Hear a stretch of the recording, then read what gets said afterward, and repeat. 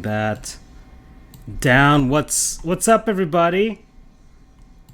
Sports Goofs. Well, there's no number this time. This is actually our college football bowl extravaganza, our 2021 edition. We've done this now 3 years in a row, and I'm joined by Andrew. What's up, Andrew? Not too much. How are you, sir? Yeah, we're going. We're doing good. And yeah, Freddie, we kind of mentioned that we would do a bowl extravaganza, and it was just kind of like the stars aligned. We're doing it tonight. Get it out of the way. Get it analyze what we can. We have any things like that, and then I'm here with Andrew, and we're going to talk about bowl games and the different bowl cities and the teams playing and all the whatnot. So it's gonna be good. We're gonna have some fun here. Talk about logos. I have no idea.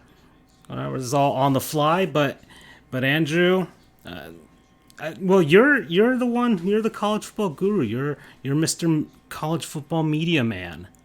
So you should take lead on this episode or this special. It's more of a special. It's not really a regular episode. Very well. So, as per usual, I can't believe we've been doing this for 3 years now. I know. So yes, this is our kind of regular. Well, it's actually not, the regular season for college football is not actually over. That's true. Army Navy play on Saturday. Yeah. As they've been the last regular season game for God knows how long. But they still hold that tradition, which I love. So that's going to be Saturday. I don't know when it starts. I think it usually starts around. It's on our score crawl on the bottom. It's the only college football game on the schedule. It is at 3:00. Yes, at least 3:00 from Lincoln Financial Field in Philadelphia, right? Yep. They've been holding it there for the past few years. They used to kind of rotate it a bit, but it's been held at the Link recently. What was it? Did it used to be like a home and home type of series where one? No. Or would it be like a vet? I mean, before, of course, was Veterans Stadium. Right, but they also held it a couple times at Women's Play. Where? Last year due to the pandemic, I think at Navy's Stadium. But in terms of FBS, that's the last game of the season. The regular season bowls, of course. That's the last regular season game for the college football season of 2021, or of all seasons, pretty much. And then, we get into the bowl games themselves. Okay, all right. Well, where do we go from here, Andrew? I guess we should go in chronological order, right? Let me start with the more important ones. That's the only way I've been able to find both the order, the games, and what cities they're being held in. So yes, let's talk some bowls.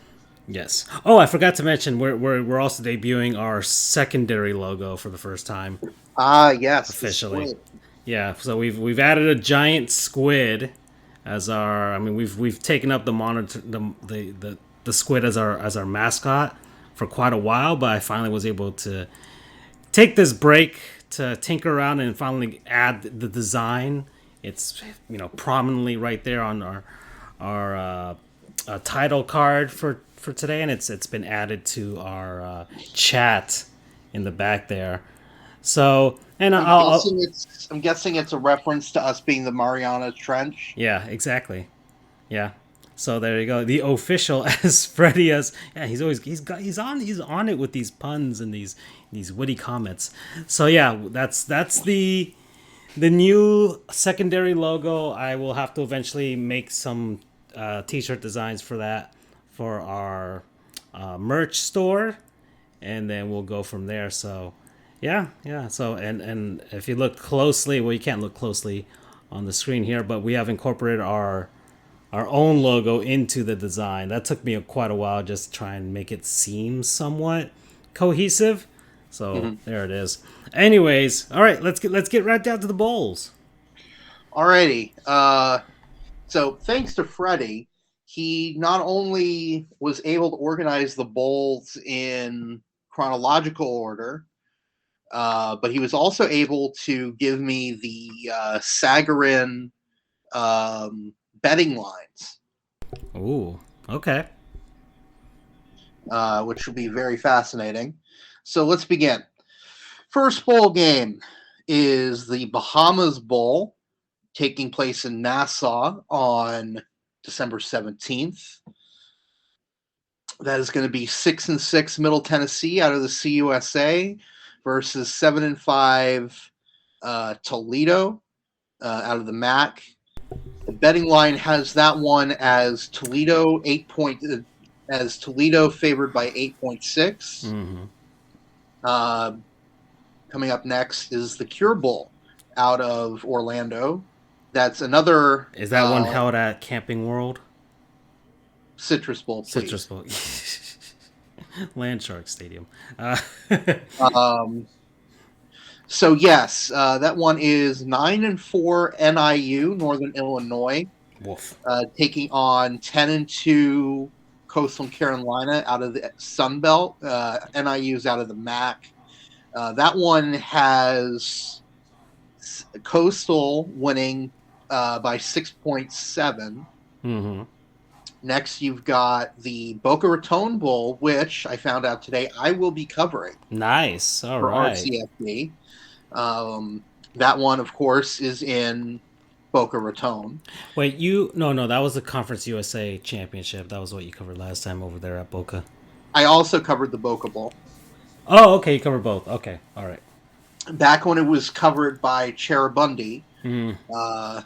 And I hate to say it, but their cherry juice was not that good at all. Too tart for my liking.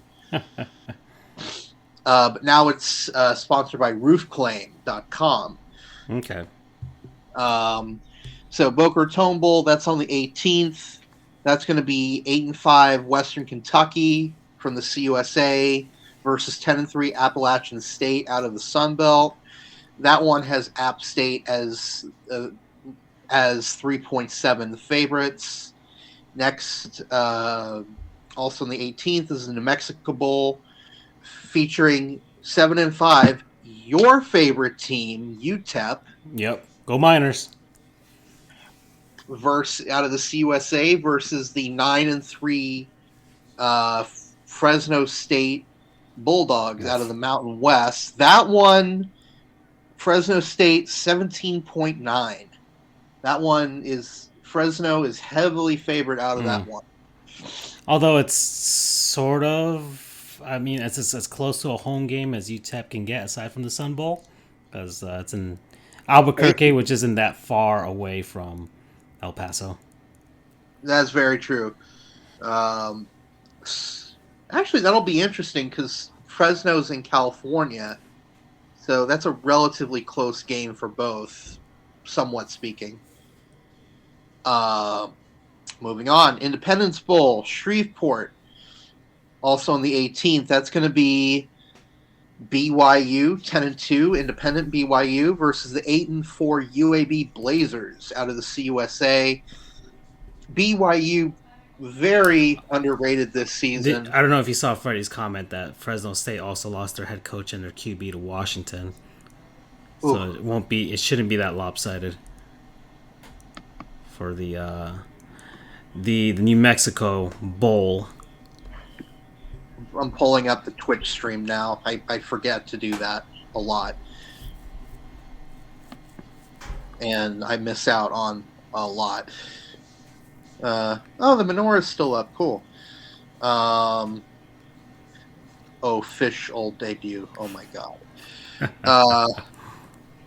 So BYU Cougars 10-2, Independent, soon to be Big 12 in probably 2 seasons. Facing the UAB Blazers 8-4. That one has BYU 9.2. Next, you've got the London Tree Bowl in Mobile, Alabama. That's I will beat this dead horse until the day I die. Okay. Eastern Michigan should not be the Eagles. They should be the Emus. Yeah. I EMU. am going to beat that dead horse forever. That is such a missed opportunity to be the Emus. I mean, hell, their field is, I mean, they say it's because it's concrete to represent the industry in Ypsilanti, but emus have like grayish feathers too. I mean, it's perfect. The EMU emus. Whatever. Anyway, Eastern Michigan Eagles, 7-5 out of the MAC versus the 7-5 Liberty Flames Independent. That one has Liberty as 6.6 favorites. Lending Tree Bowl. Where the hell is that played? Let's see. Mobile. I think that's. Oh yeah. Okay. Yeah. I think that's at South Alabama Stadium. Mobile, Alabama, Hancock Whitney Stadium. Yep, that's the new USA Stadium, South Alabama. LA Bowl, brand new bowl, if I remember correctly, sponsored by Jimmy Kimmel. Okay. I'm serious. It's the Jimmy Kimmel LA Jimmy Bowl. Kimmel LA Bowl. Okay. Oh, it's at the new SoFi Stadium. Yep, in Inglewood. I'm not going to do that ever again. I don't deserve to make that reference. Anyway, LA Bowl, Inglewood, California. That's going to be the 10-3 Utah State Aggies out of the Mountain West versus the do it again. Versus the 7-5 Oregon State Beavers out of the Pac-12. That one has Oregon State as 4.3 point favorites. New Orleans Bowl in New Orleans, Louisiana, in the Caesars Superdome, the recently renamed Caesars Superdome. That's 7-5 CUSA Thundering Herd versus the Louisiana Raging Cajuns. There's so many Louisianas. There actually not really. There's Louisiana Lafayette. LSU. Yeah, LSU, Louisiana. And then ULM, which is Monroe. Louisiana Tech. They're the Warhawks, I think. Anyway, Louisiana had a very good season this year. Just the one loss. They were in contention for quite a while to be the top group of 5 team if a few things had gone their way. If I remember, yeah, they are the Sun Belt champs. Merely 6.9 point favorites over Marshall. I'm kind of surprised. I thought it would be larger. Myrtle Beach Bowl. This one's brand new as well, if I remember correctly. A lot of these were supposed to begin last season, but were canceled or relocated due to the pandemic. Myrtle Beach Bowl in Conway, South Carolina. That is the 6-6 Tulsa Golden Hurricane. By the way, speaking of Tulsa, shout out to my kind of sort of alma mater Jinx. Jinx Trojans won the Oklahoma 6A1 high school championship, football championship over our tribal Union, 30-15 this past Saturday. Okay. And the reason I consider them my alma mater was because, one, both my sisters went there, and two, I went to elementary school as a part of their public school system. It works a little bit differently. It worked a little bit differently over there in Oklahoma because, here you have the Osceola County School District, just for example. But then you've got all these different schools inside of it, and they're all kind of sort of independent with their own mascots and whatnot. That's not how it worked in Jenks. All of them, you had East Elementary, Southeast Elementary. You had a couple of middle schools. You had junior highs. You had senior highs. But at the end of the day, all of them were part of the same school district, and they were all known as the Trojans. So if the high school wins, everybody wins. Mm-hmm. Anyway, so 6-6 Tulsa out of the AAC versus 6-6 Old Dominion out of the CUSA. Tulsa 8.9 favorites there. We've got the famous Idaho Potato Bowl out in Boise. 7-6 Kent State out of the MAC versus the 6-6 Wyoming Cowboys out of the Mountain West. Wyoming 3.7 point favorites. Frisco Bowl. The Meep Meeps. The 12-1 UTSA Roadrunners. The Meep Meeps. Mm-hmm. Taking on SDSU 11-2, San Diego State 11-2 Aztecs out of the Mountain West Conference. UTSA 0.3 point favorites, less than a point favorite here. That one's very evenly matched. So it's the Meep Meep. Oh damn! Look at that. ODU and UNC started the season 1-6 and won their last 5 to make bowls. Mm-hmm. Check that shit out. That's Miami Dolphins-esque. Just start off horribly and then make your way back to 500 and make no progress whatsoever. It's the reverse South Florida from 2018. In 2018, South Florida began the season with 7 straight wins, proceeded to lose the remaining 5 in the regular season and their bowl game. It was the first time that a team started with 7 straight wins and proceeded to just shit the bed for the remainder of the season. Yeah. And it's played at Albertson Stadium, the Potato Bowl. Yep. Which is pretty fitting because Albertson's a chain of supermarkets. True, but that is the Smurf turf.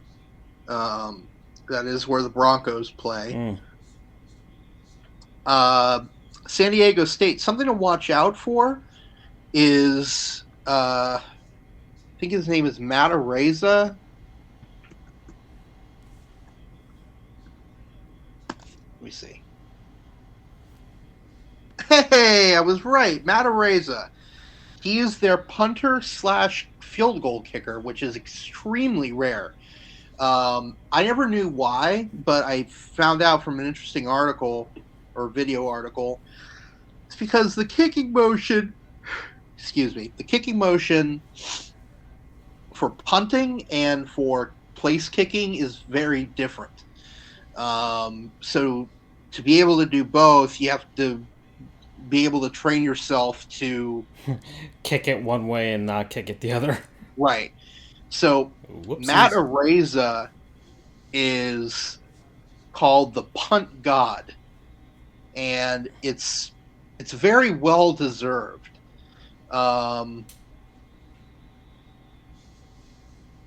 Let's see. He has. So I'm looking at his NFL draft scouting report because I'm assuming someone's going to draft him. If you're ever going to draft a kicker / or punter, this would be the guy to do it. This would be the guy to do it because he's punted. Yeah, this article here that I'm reading, San Diego State punter Matt Araiza, or Araiza, I guess, I don't know if he's Hispanic. He looks kind of Hispanic. The 2022 NFL draft class might possess the most high-profile and highly skilled punter prospect in recent history.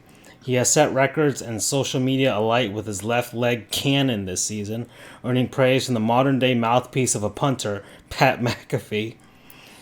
In his scouting report, we break through the numbers and noise to scrutinize his pro potential ahead of the 2022 NFL Draft.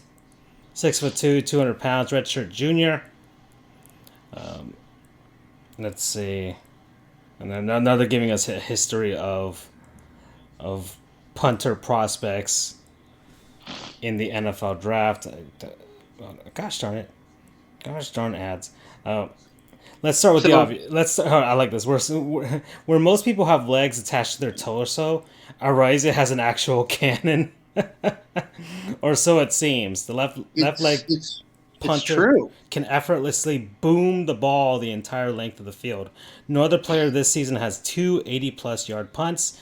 These aren't just courtesy of a lucky bounce either. These punts are traveling through the air. Ariza's It's leg power is also demonstrated as a field goal and kickoff specialist. so let's. I'm pulling up his statistics from this season. His average. So his longest punt this season was 86 yards. Mm. His second longest is a mere 81.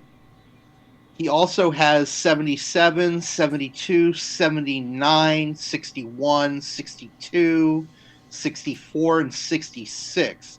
No 69, huh? No, just a tad bit short. Although, based on the kind of person that he seems to be, I'm sure he would be extremely happy with a 69-yard punt. He's also got a career-long 53-yard field goal to his name, and it's reported that he routinely makes kicks from 50-plus in practice. So it's pure insanity that he's able to do all of this. He has 36 kicks that landed inside of the 20. He has 39 punts that went over 50 yards. It's insane. It's a beautiful thing to watch. So that's a Matareza.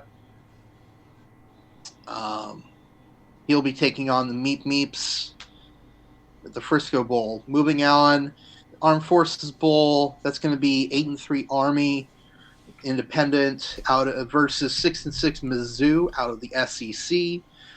Army is 2.7 point favorites there.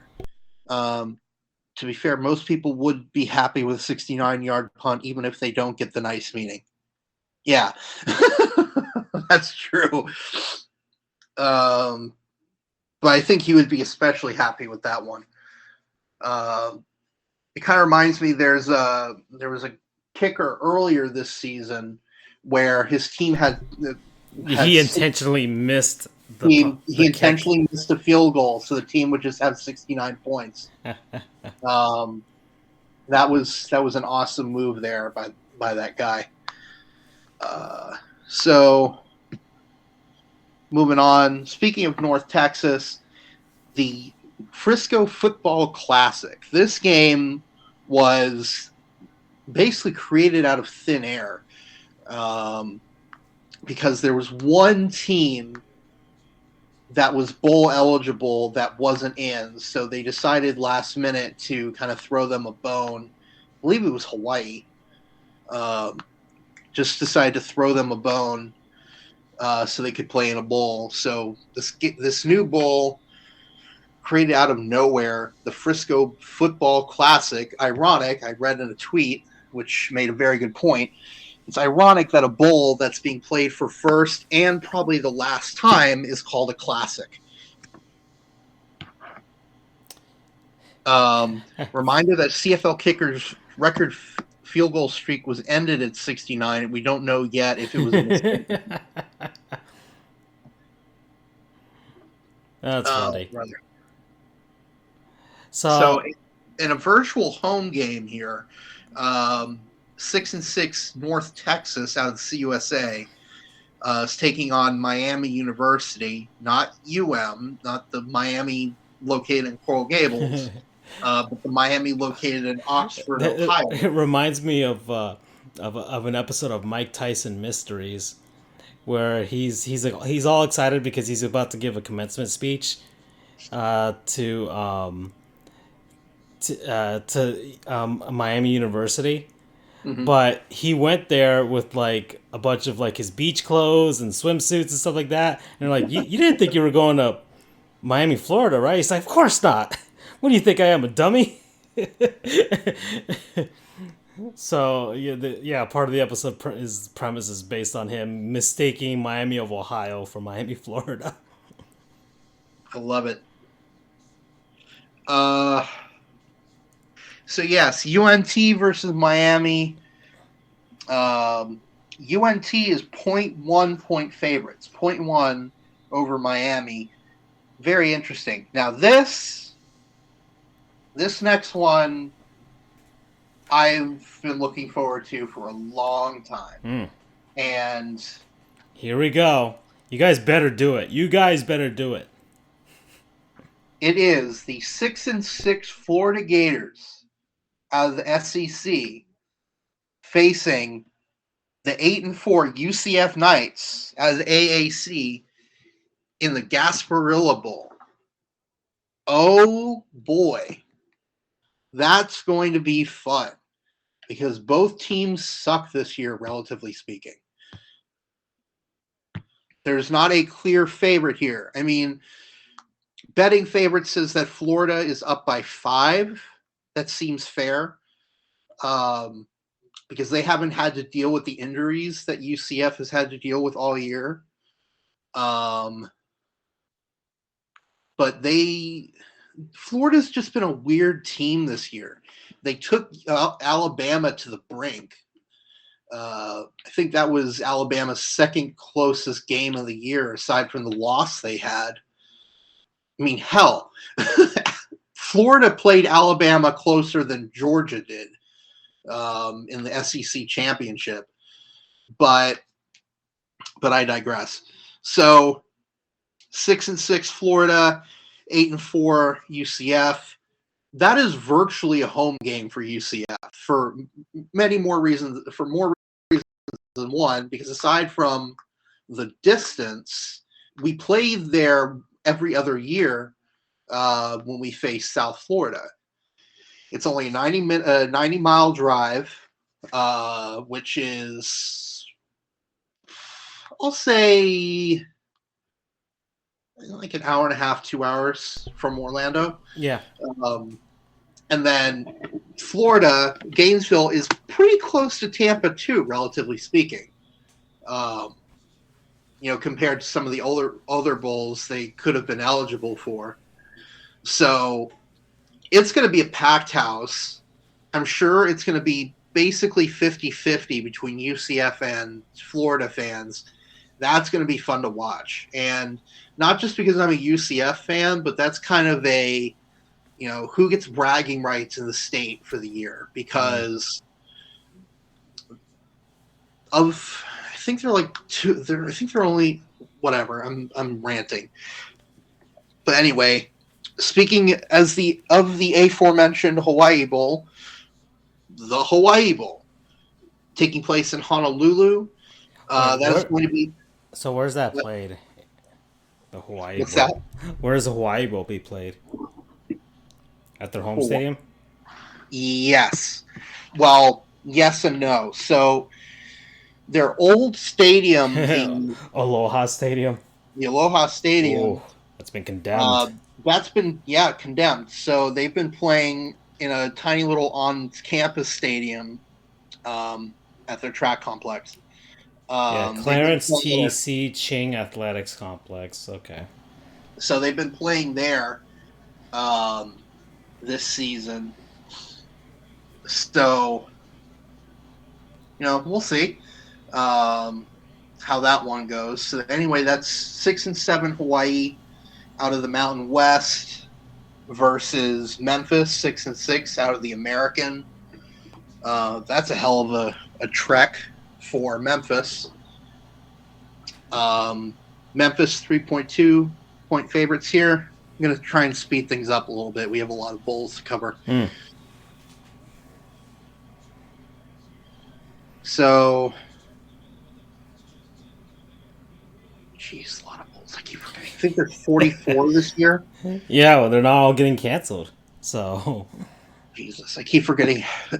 It's one thing to say there are 44 bowls. It's another to look at it on a list. I'm like, holy shit. So you have the Camellia Bowl, Montgomery, 6-6 Ball State, versus 7-5 Georgia State. Ball State is 0.1 point favorites, so you might as well call that a wash.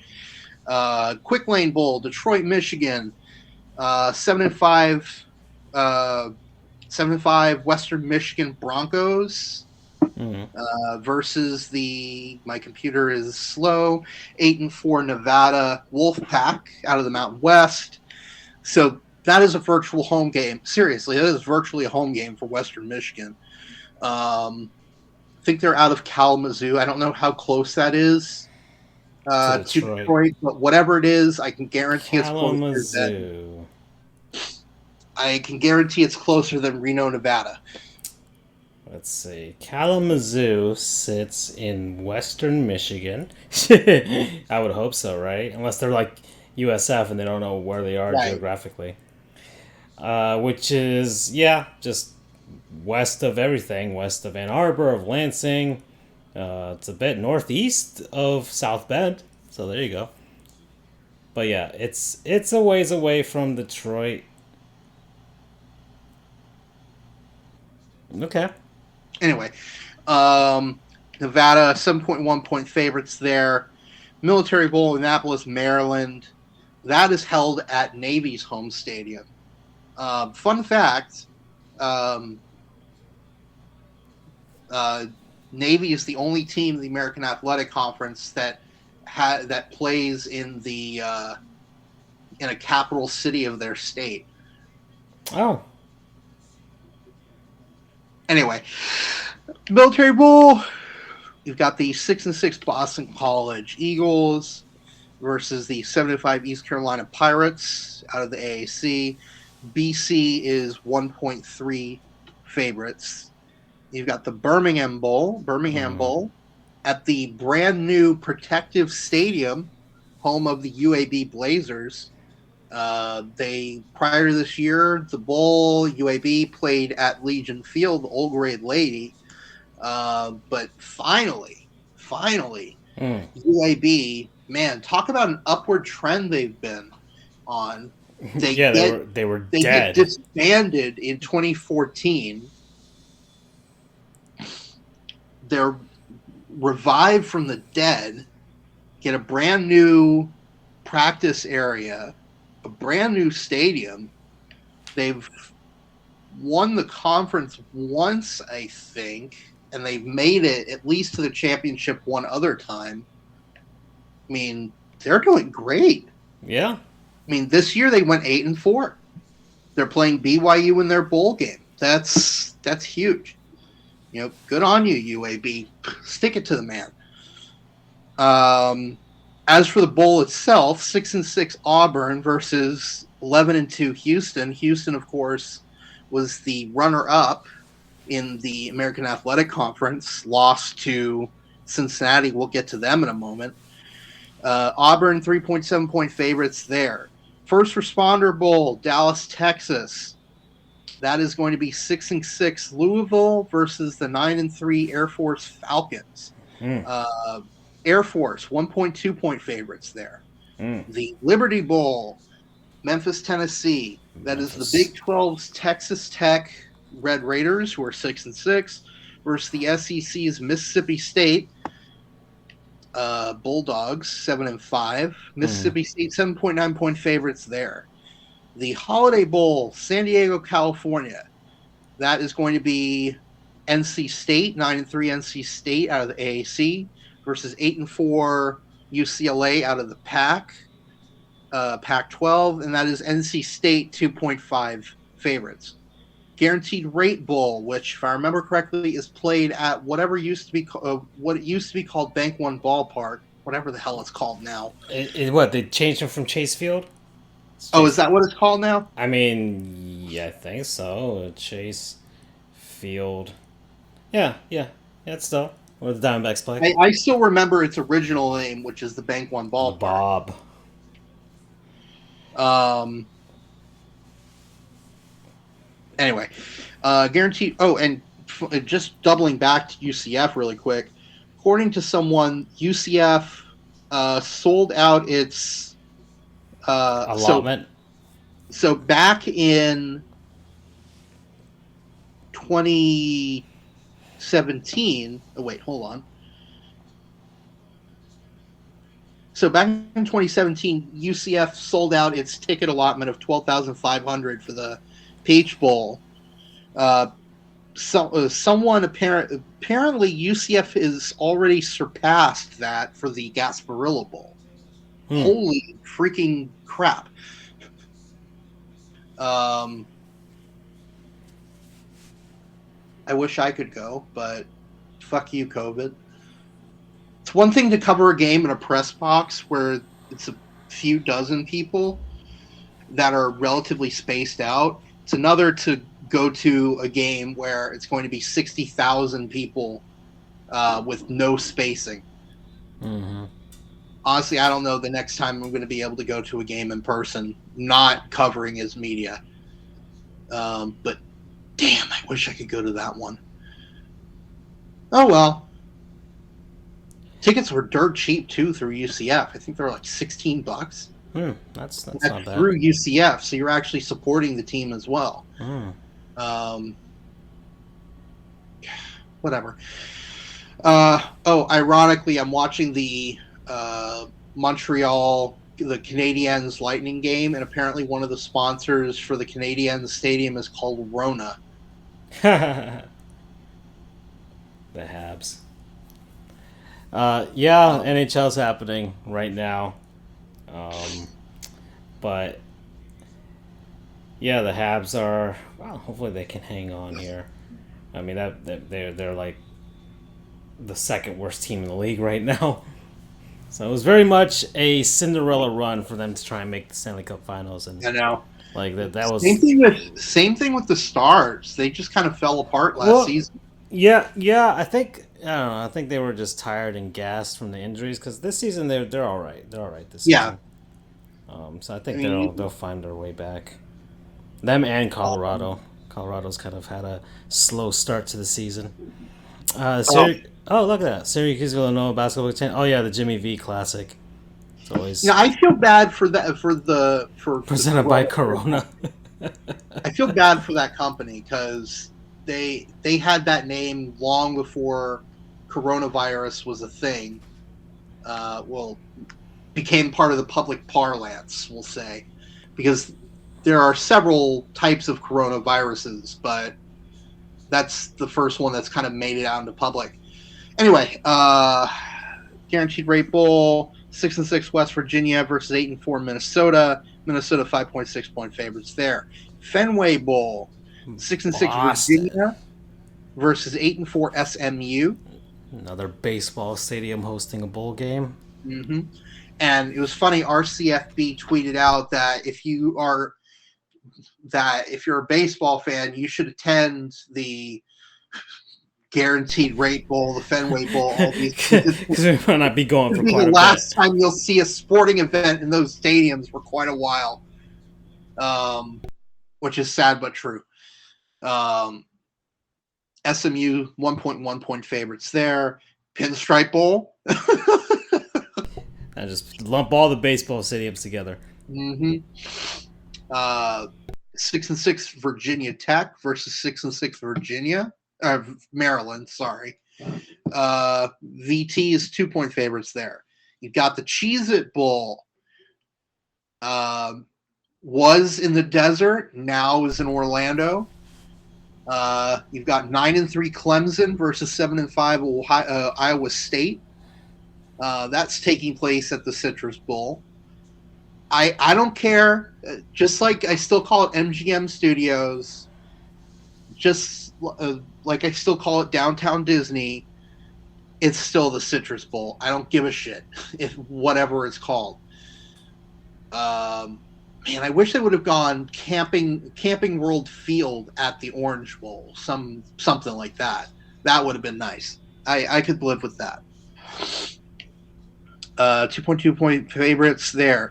Alamo Bowl, San Antonio, 10-2 Oklahoma versus 10-3 Oregon. Lost in convincing fashion in the Pac-12 championship game. The battle of the teams that lost their head coaches to other schools.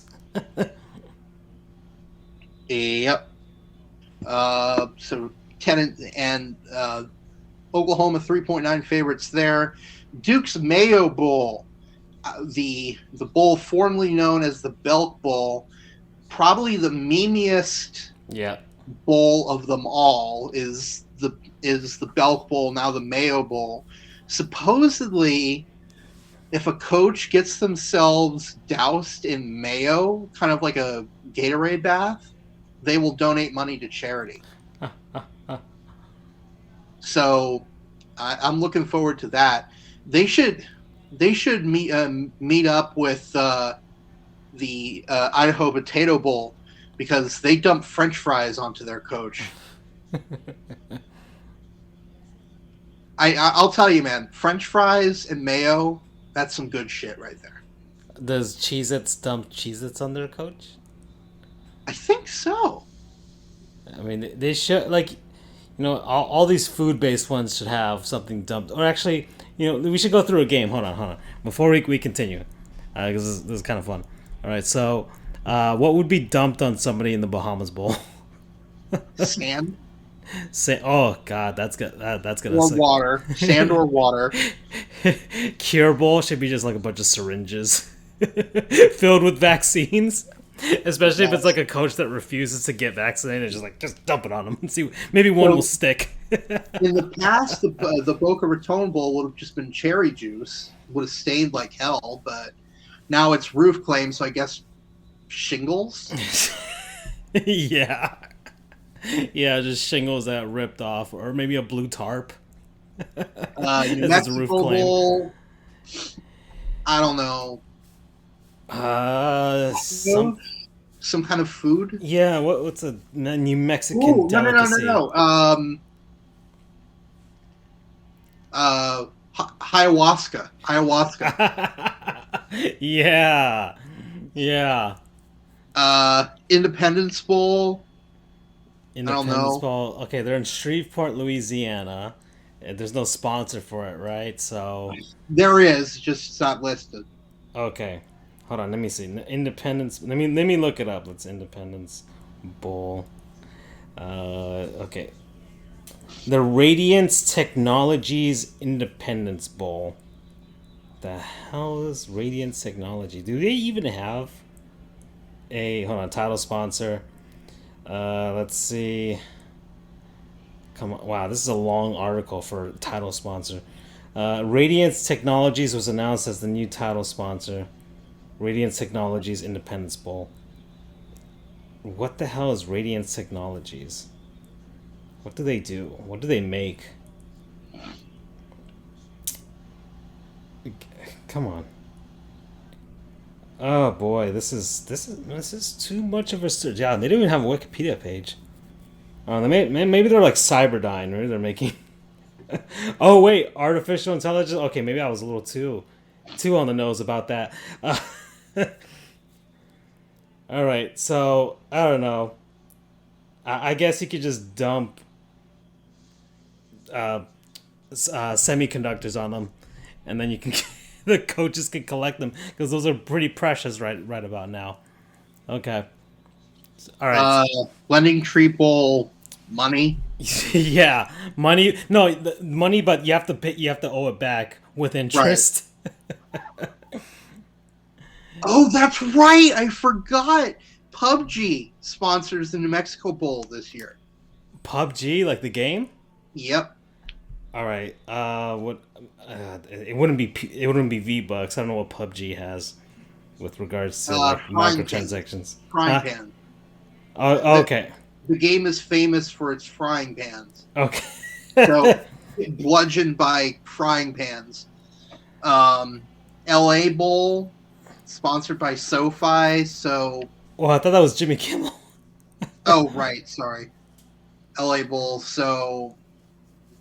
Oh. I don't know. I don't know what. Cue cards. I don't know. Maybe some of the paint that Jimmy Kimmel used to do blackface back in, because people keep getting on him for that. By the way, Panthers are up 2-1 over the Blues right now. Yep. Okay. New Orleans Bowl, naturally, that's got to be beads. Okay. Yeah. It's just called Myrtle New Orleans Beach Bowl. Bowl is got to be sand or water. Myrtle Beach The Bowl. Idaho Potato Bowl, naturally, we already know that's fries. Right. Armed Forces Bowl, probably ammo, probably bullets. Uh, Frisco Football Classic, I don't know, footballs. Gasparilla Bowl, that's probably beads. Gold doubloons, probably. Okay. Hawaii Bowl, it's got to be Lay's. Right. Camellia Bowl, flowers. Camellia Bowl? I mean, what is Camellia? What do they do? It's a type of flower. No, but what does the company do? Camellia That I don't know, Bowl? but Hold on. Let me look. Or is it a company, or is it just named it after the flower? well, there's a sponsoring company, but Camellia is. Oh, it's the. Hold on. It is the Tax Act Camellia Bowl. So maybe just maybe some was it the 1040 forms or whatever? It just forms, just tax forms. Get a paper cut. Okay. What else? So we did Hawaii Camellia Bowl, Quick Lane Bowl, Probably tires. tire game. Ooh, just dump a tire on them, or no, like a game, and then you just have to see if you can get like it centered on them, so it'll loop around them like a hula hoop. Military Bowl, we already went with ammunition, so missiles, maybe. Birmingham Bowl, I don't know. First Responder Bowl, probably like police batons. So violent. Yeah, there's not much food-based ones. Holiday Bowl, San Diego. You've got the Liberty Bowl bells because it's based off the Liberty Bell. But is it? Yeah, the logo is a Liberty Bell, and the trophy is a Liberty Bell. Oh. Yeah, it's played in Memphis, of all places. I know. That doesn't make sense. Okay. Holiday Bowl, I don't know. Snow. Yeah, I guess. In San Diego, of all places. Guaranteed Rate Bowl, that's probably more money. Yeah, more money you have to pay back with interest. Fenway Fenway is Bowl. just Fenway. I don't know, some clam chowder Baseballs. or something. Clam Minnesota chowder. Bowl, baseballs, Cheez-Its, Alamo, I don't know, muskets, or bricks made out Coonskin hats or something. or coonskin hats, or whatever material the Alamo is made out of. Wow, and then we're back at Duke's Mayo, right? Yep, so that's Okay. Mayo. You've got the Music City Bowl here. You got 8-4 Purdue versus 7-5 Tennessee. Purdue's 2.1 point favorites. I don't know, sheet music. Ooh, it's Nashville, so guitars. Yeah. Or guitar picks. That's actually slightly more viable. Las Vegas Bowl. That's got to be poker chips. Yeah, probably. yeah. Casino chips. Casino, yeah. Oh wait, I skipped a bowl. Peach Bowl. Oh, Peaches, obviously. yeah. That's the first of the New Year's Six bowls. That one is 10-2 Michigan State versus 11-2 Pitt. Pitt is 5.1 point favorites there. Pitt won the the ACC this season. I don't think anyone and their mother could have guessed that Right. at the beginning of the season. Who would have thought that the two teams battling out for the ACC title were Pittsburgh and Wake Forest? Oof, this year's been crazy, and I'll circle back to that in a minute. So, Peach Bowl, yeah, or if you want it to be slightly more, not killing of people or harming them. You can just go with peach juice or whatever. Las Vegas Bowl, 8-4 Wisconsin versus 8-4 Arizona State. Wisconsin is 6.6 point favorites there. You've got the Gator Bowl, 10-3 Wake Forest versus 8-4 Texas A&M. I don't know. I mean, you can technically throw gator fillets at them because people do eat gator. I mean, it's sponsored by Tax Slayer, so money. Tax returns. I don't know. Your favorite bowl, the Sun Bowl. Indeed, Tony the Tiger Sun Bowl. So that's got to be Frosted Flakes. Yeah, exactly. That's going to be 7-5 Miami versus 7-5 Washington State. Mm-hmm. Miami is 0.1 point favorites there, so a wash.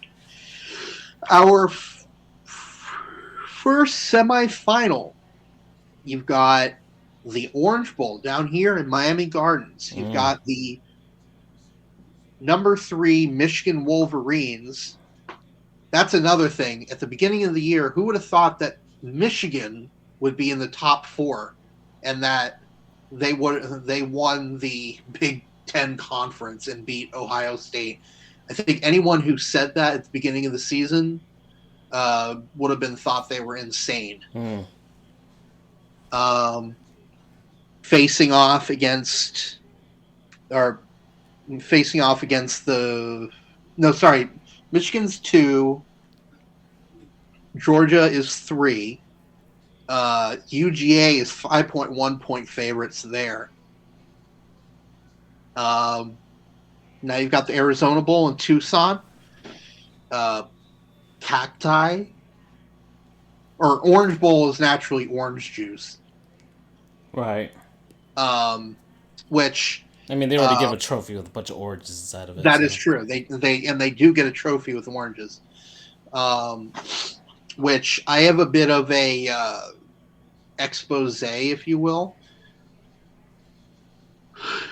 Excuse me. When I was at the Orange Bowl in 2019, I saw the box that they had the oranges in that they put into the bowl. Mm-hmm. The oranges they got were sourced out of California. Oh, did you snap a picture? You didn't snap a picture? I forget if I did. Oh, you should have. You should have put it in and posted it up. Like, what the hell, guys? Oh, right! Sorry. Tampa Bay tied the game with 2:09 left in the third. Of course. The Habs suck. Okay, back to Bulls. Arizona Bowl, Cacti, probably. 8-4 Central Michigan versus 7-5 Boise State. Boise is 8.7 point favorites there. In the other semifinal, the Cotton Bowl Classic, so naturally Cotton. You've got the number 1 Alabama Crimson Tide versus, and this is some history here, the number 4 Cincinnati Bearcats. Mm-hmm. The first time. You see the power of my fandom? Yep. You drag them along. Oh, I'm supposed to buy something from them now that they made the playoff. I made that promise when I jumped on the bandwagon that if they made the playoff that I would buy something. So I'm gonna have to get a Bearcats hat of some sort. Now, I mentioned to you briefly that I had a Gottlieb goon, and it's related to this. There have been a lot of people. So let me give you some context here. So ever since the college football playoff was instituted back 7 years ago in 2014, there have been growing calls. There have been growing unrest that group of 5 schools were not given equal representation, that there was a bias against them by the committee. And for a while, people were just like, they were kind of pushing it off. It's like, nah, we'll see. They're just not that good, and so on and so on. But then 2017 hits, and UCF goes 13-0, or goes 12-0, wins their conference, and doesn't sniff the playoff, not even close. So some calls began kind of growing there that maybe this thing isn't as fair as they say it is. Then 2018 hits, and UCF. Oh! Tampa scores 37.1 seconds left in the third to take a 3-2 lead. Wow. Andre Palat tallied with the go-ahead goal with 37 seconds left. What a play. Okay, back. So yeah, then 2018 happens. UCF again goes 12-0, and bear in mind their bowl win in 2017 was against Auburn, the only team that beat Alabama and Georgia, who both went to the national championship. So nothing makes sense. UCF runs the table again. Mm-hmm. Still nowhere close to getting into the playoff. At that point, people were like, okay, some weird shit is going on here. They are holding these group of 5 schools to a standard that no other team in the Power 5 is expected to do. And it's pure luck, basically, if a group of 5 school can get the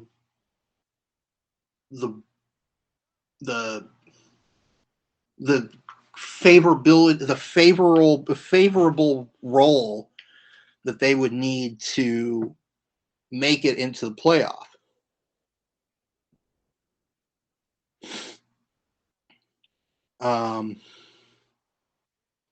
So anyway, they finally got it. Cincinnati was the team that got it. And it took some crazy shit. So it took going undefeated, which is very rare. They are the only team in FBS that went undefeated this season. So it took that. It took the fact that they beat a top 10. They beat a very good team in Notre Dame, which UCF, which that you don't know how good a team is going to be when you're scheduling them 10 years ahead of time. This isn't like every other college sport where you set your non-conference schedule the year of. Yeah. There are games where kids playing in them are in elementary school right now. It's insanity. So you don't know, is a team. So that's luck. But then there's like 5 different things that need to go a group of 5 schools' way in order to make it in. The other one is the other conference leaders have to be shit. Apparently so. Because, so look, you've got the ACC. The ACC's one and only chance was Clemson because they were highly ranked at the beginning of the year. They fell apart. Pack. Their one and only chance was Oregon. And they shit the bed in the last 2 games. They blew it. Oklahoma blew it. They were ranked in the top 4. They lost to Oklahoma State. And then Oklahoma State lost, and they conceivably could have jumped Cincinnati had they won their the conference championship, but they lost. So the only conference. So then you've got number one Georgia, who's only in the playoff because they had been ranked number one the whole fucking season, or ever since Alabama lost to Texas A&M. You can't expect the number one team to drop out of the playoff when they lose to the number three team, which is Alabama. Mm-hmm. So it was to be expected that they would probably fall to like third.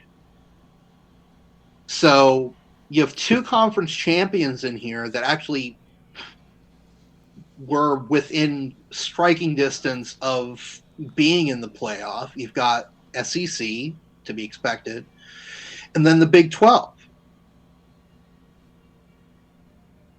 If Cincinnati had one loss, they're not in the playoffs. Nope.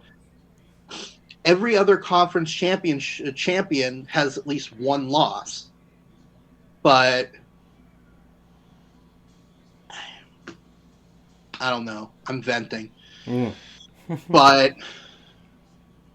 so anyway, Cincinnati finally makes it in, and here's where my Gottlieb goon comes into play.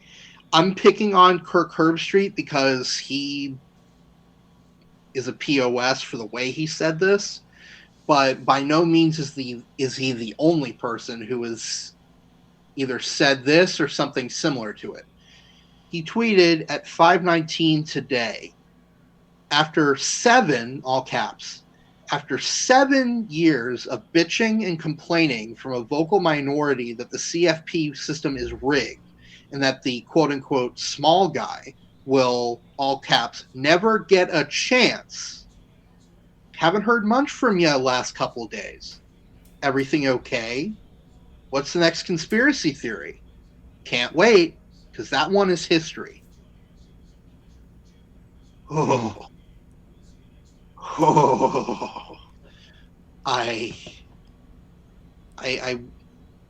I'm gonna borrow. I'm not gonna say it as well as he can, but I'm gonna use the catchphrase here. Trash. Holy shit! What a trashy thing to say by Kirk Herbstreit. So what these people are saying, and again, I'm singling him out because his was the most egregious. But Chris Fallica, aka Bear, over at ESPN, tons of people in the media are saying this. But I'm picking on Kirk Herbstreit here. But again, he's not the only one. So all of a sudden, because everything fell Cincinnati's way, and they got the insane luck of the draw of getting a team. By the way, Notre Dame, their one loss was to Cincinnati. If they get another loss anywhere in there, they don't look as good on Cincinnati's strength of schedule. So they somehow had to. So you had to go undefeated. You had to have a good away non-conference game because playing them at home isn't good enough. It has to be away. But then more importantly, everyone else had to suck.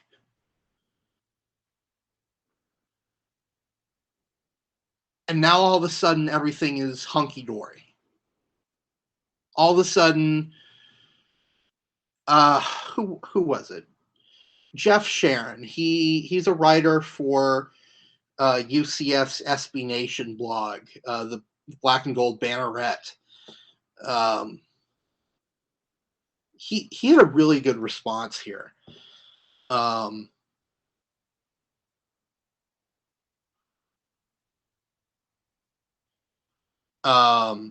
One data point neither proves nor disproves a trend, Kirk Herbstreit. But then Chris Vanini of The Athletic said this, which I love Chris Vanini. He's a great writer, but he also gets it. He's actually understands shit. He tweeted, quote, Cincinnati getting in the CFP is not a sign that the system is fair. It took a remarkably unlikely string of events for it to happen. We can celebrate that without acting like things are fine. UCF won 25 straight games and never even got considered. Just expand this thing so we can enjoy and celebrate the things on the field without immediately arguing over what it means. So thank you to Chris Vanini, Jeff Sharon. You know, they understand this shit for what this really is. For all these people to suddenly say everything's fine, the system is working. You know what? I was going to say that the system is working fine. It is working fine, as they intended, which is to keep the group of 5 schools out as long as possible. And honestly, if UCF doesn't go on that 25-game win streak, you notice in the rankings after that streak, the group of 5 schools started to get a little more love from the polls. Mm-hmm. So it took 7 years of momentum, including a 25-game win streak by UCF, Houston beating Oklahoma in the Peach Bowl in 2015. It took this momentum that finally culminated in one team getting in only after the most insane circumstances. So yes, the system is working perfectly as designed. It's not a fair system at all.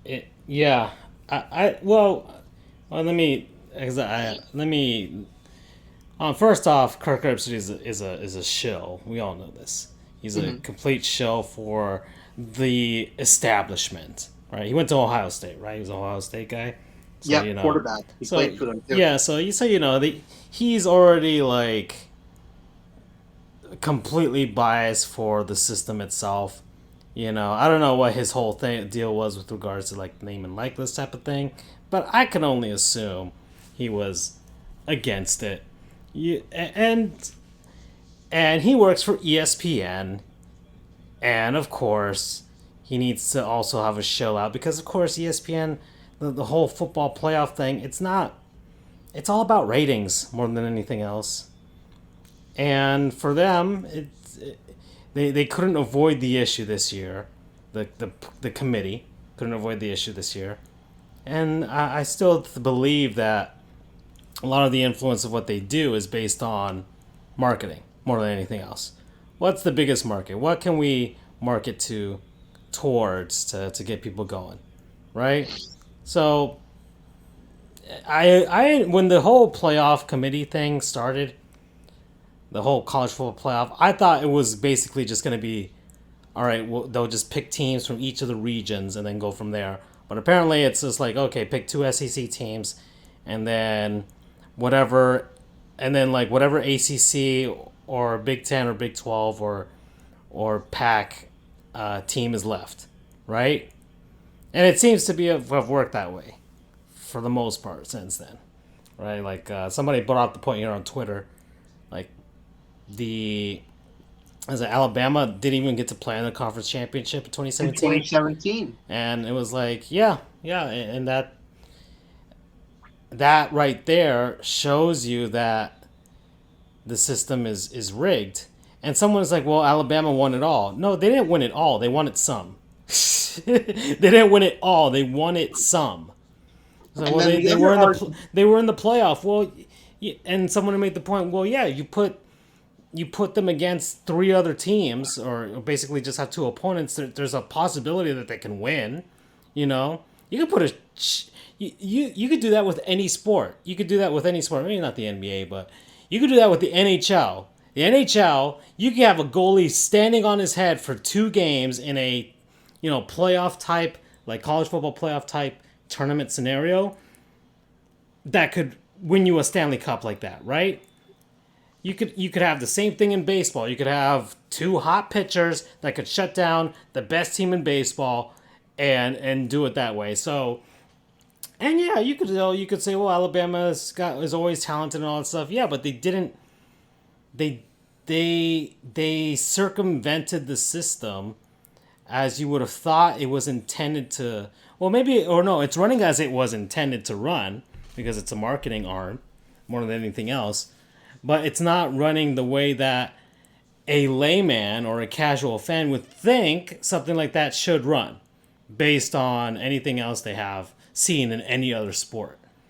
Right. So And then it really, and I think it's discouraging more than anything else for college football because I don't give a shit about these teams. I'll watch Cincinnati because of my obligations, of course. I've been a Bearcats fan since 1842. But like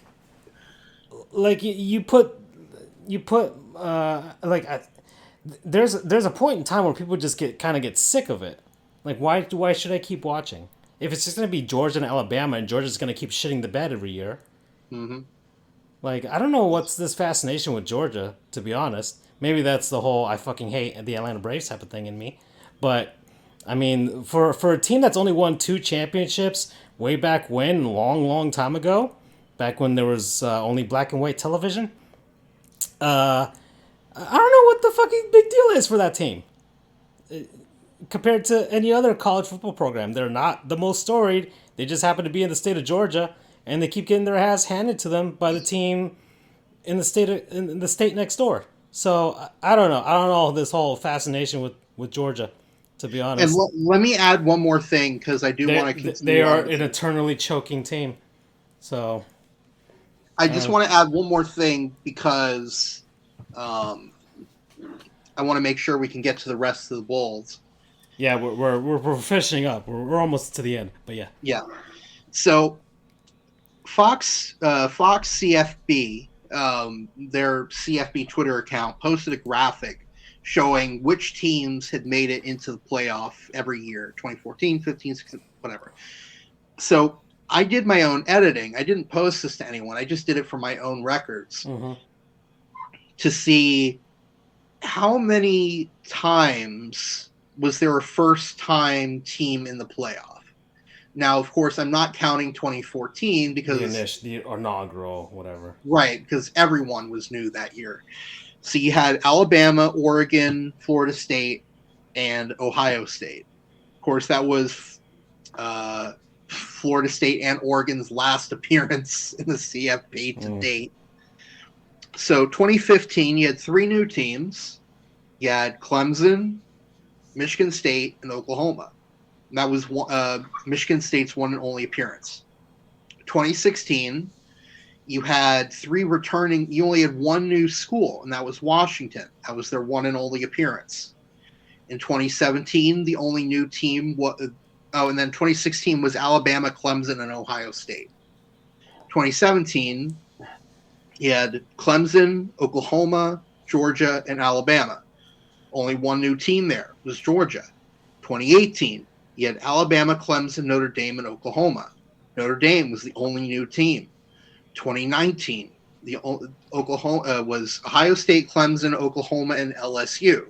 LSU was the one and only team, and that was their one and only was the one new team, and that was their one and only appearance. 2020, no new teams. All 4 teams had been in the playoff at least once before. You had Notre Dame, you had Ohio State, you had Clemson, and you had Alabama. This season, there are 2 new teams. So for the first time since 2015, have there been multiple teams to make their first appearance in the playoff. And this time it's Michigan and Cincinnati. Enough said. Yeah. And then and even then I could even go back to conspiracy theory. Like, okay, you have your 2 SEC teams, which is basically Georgia and Alabama, which apparently have a standing order to always be there for some reason now. And look, Alabama, I get. Okay, it's hard to avoid the issue that they're really, really freaking good. And Nick Saban is, I don't know, he must have sold something to the devil to be this good for this long. And then you've got, but even then, I see Michigan like, yeah, that's their Ohio State replacement. So, you know, oh, it can't be Ohio State. Okay, I guess it'll just have to be Michigan then. You know. Mm-hmm. Yep. And then just they looked at once again they looked across the board. It's like, fine, Cincinnati. So okay, all right, let's keep going. Moving on, the Outback Bowl. Throw some bloomin' onions on the guy. Yep, and actually they do have a bloomin' onion mascot. Yeah, there we go. There you've got 7-5 Penn State versus 8-4 Arkansas. Penn State 4.5 point favorites there. Got the Fiesta Bowl, sponsored by I don't know who the hell anymore. I thought it was PlayStation. Was it still PlayStation? I forget. Hold on, let me look. I think it was PlayStation. I swear to God, Tostitos. That was the perfect sponsor. It's still PlayStation. So, well, if it's PS5 that you're throwing on top of the guy, then you gotta watch out because there's gonna be people just like tearing him apart just to get some. Mm-hmm.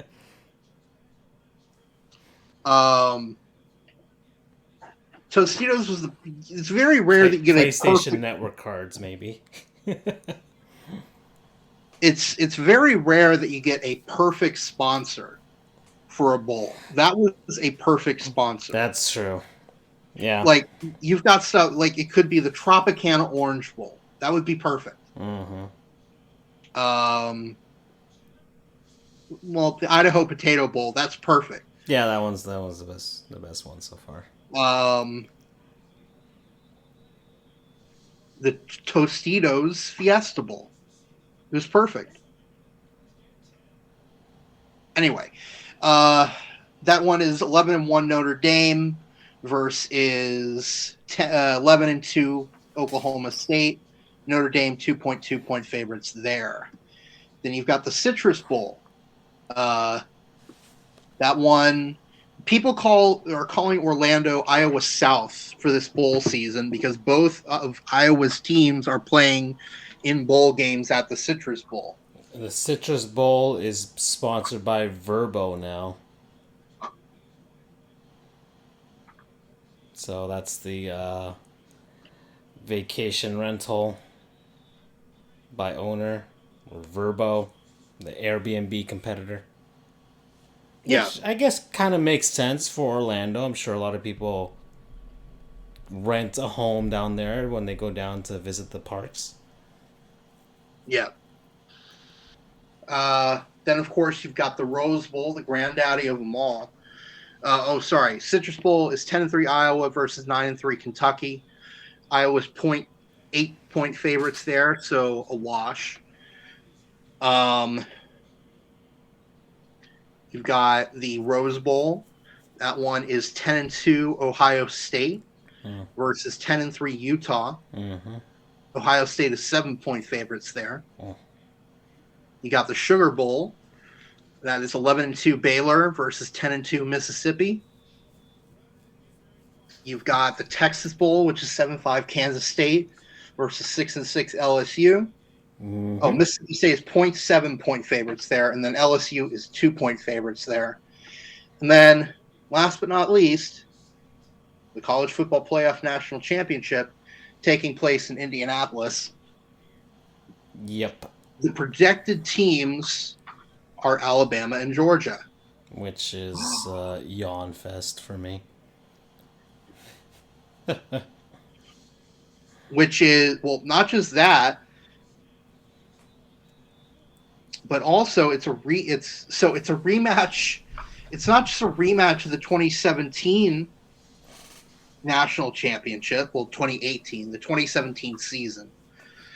But it's a rematch of the fucking SEC championship game from last week. Yeah. again, that's assuming that Alabama and Georgia win, based on what the betting lines are saying. Yep. Okay. Well, I think we did it. We did it, Andrew. So we were able to get this under an hour and a half. So that's pretty cool. And we were able to do something fun, thinking about different things that we could dump on coaches after they win. Oh wait, we Fiesta Bowl, whatever. PlayStation Network cards. Citrus Bowl would be things of citrus or citrus Well, juice. it's Verbo, so that's the sponsor too. What would they? I mean, I don't know. Maybe discount. I have no idea. Coupon codes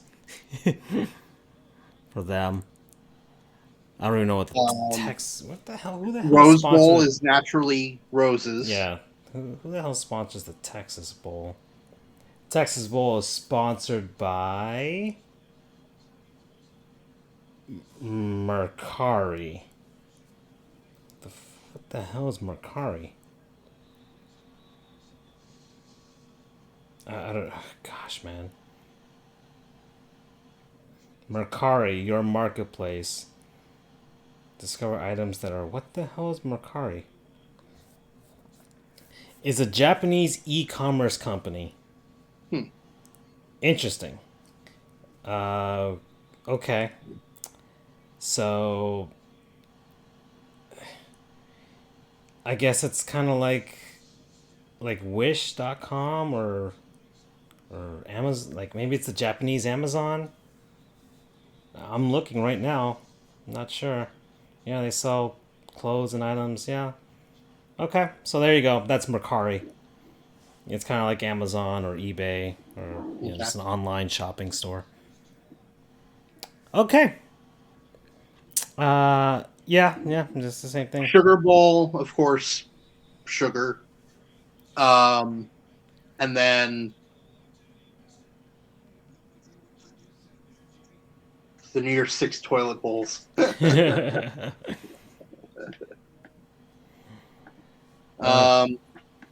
So I don't know. Do you have any questions about the bowls, or maybe briefly discuss some of the other news going on in college football, or would you like to call it an evening? I think that's it, Andrew. I think we're going to call it. We got through all of them.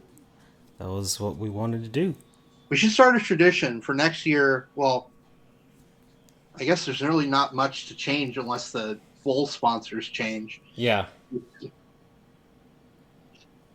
What to dump on Coach's head. I'm gonna post that to RCFB. What? Yeah, engage what people would put, because then you could get more of like, okay, you could do it based on who the sponsor is. You could based on what the location is.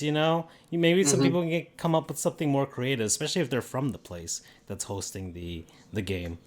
So yeah, that would be a nice thread. That'd be pretty cool. Yeah, you should do that. And then we could come back with the results in the actual next canon episode. Yeah. Okay. I like it.